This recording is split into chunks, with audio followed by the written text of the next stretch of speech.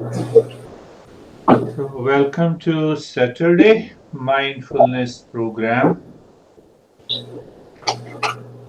You heard a lot of talking by all the teachers, drop all the desire to succeed in mindfulness. So, we have a misconception, a wrong notion about this. But the answer to the question that why we need to drop desire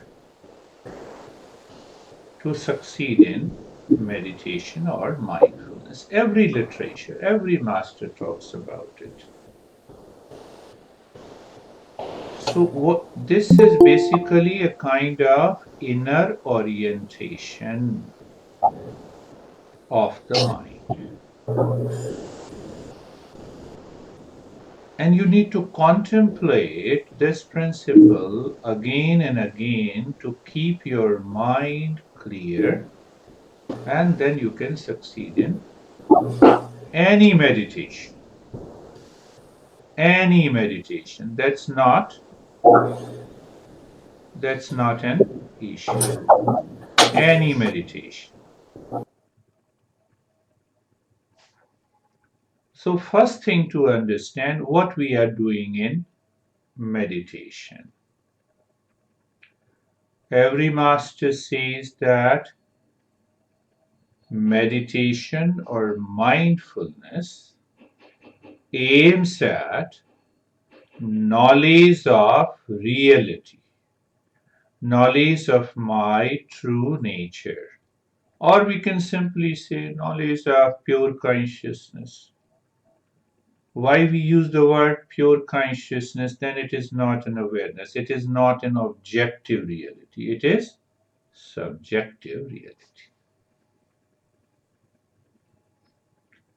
Now, when we say meditation aims at subjective reality, pure consciousness, or real self that is already present within, I already have it, but I don't know it. I am not awakened to that reality. Whether you talk of Kundalini meditation, Shiva and Shakti, mindfulness, or any meditation, the goal is to find that subjective reality, our true nature, which we already have. So it means meditation is a journey to know what I already have. Now uh, put this into a desire. Desire means I don't have. So I know that this object, this person, this place, this time will give me happiness. So I have already projected happiness, which is outside me. So that becomes the desire. And then the mind has to make an effort to possess it, to use it, to find happiness. So when any master says that no, you have to get rid of the desire, so we immediately have a wrong perception, wrong notion about it. So that is why in the Eastern wisdom, we say there must be an orientation. What in the modern world, we say, oh, let us close your eyes and meditate.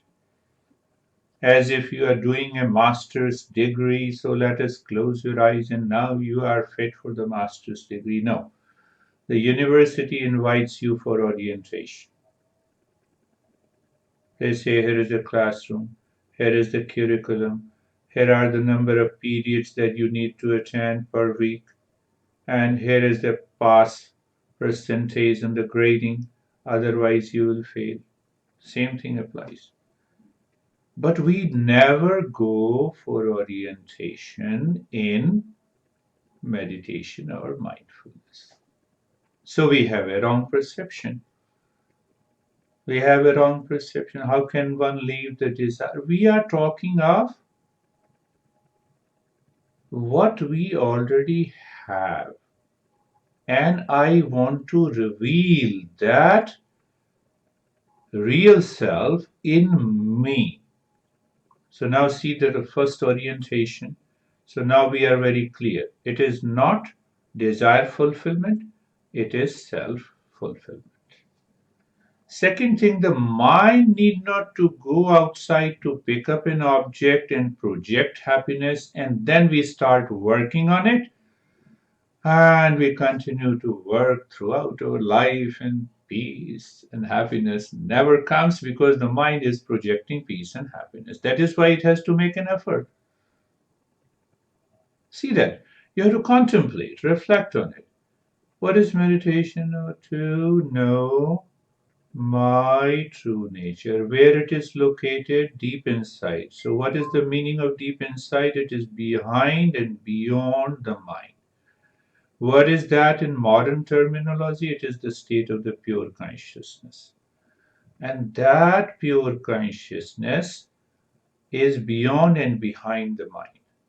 So, when I say beyond and behind the mind, so what is the journey? How to help this mind to go beyond and behind the mind.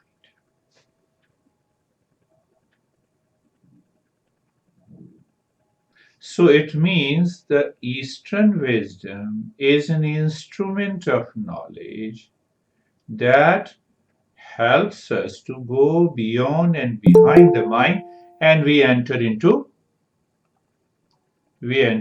a meditative state.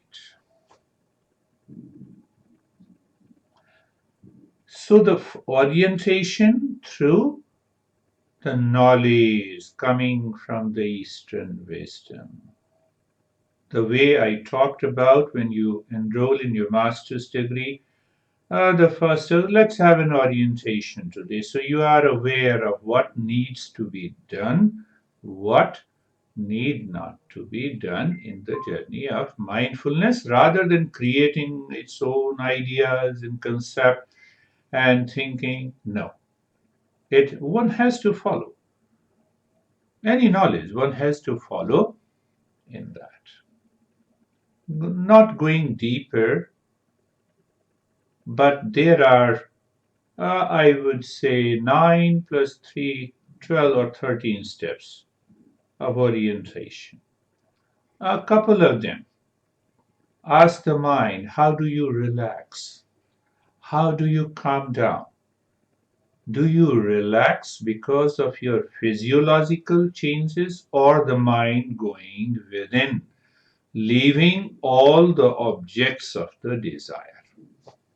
You need to work on it yourself. And gradually, what happens? The mind starts realizing, moving the mind within, dropping the projection of happiness in any object, in any person, in any event. Now, see that. Can you go deeper into this statement? You are aware of yourself in the state of doing nothing. Doing nothing means the mind is always doing something to possess and own an object or a person in order to secure happiness. So once the mind is clear, so what is going to happen? You are already relaxed. So what was the step? The mind started moving inside. So like this, there are many orientation steps. First is what we say viveka. discernment, separating what I am and what I am not. Then there is a dispassion. Dispassion. Dispassion means that now you are detached with all those objects which is causing the trouble. Then we have six inner treasures. Like we have a wealth outside, so we have a wealth inside, the inner treasures. So, what are those inner treasures? First is withdrawal to live and consciously experience the state of relaxation.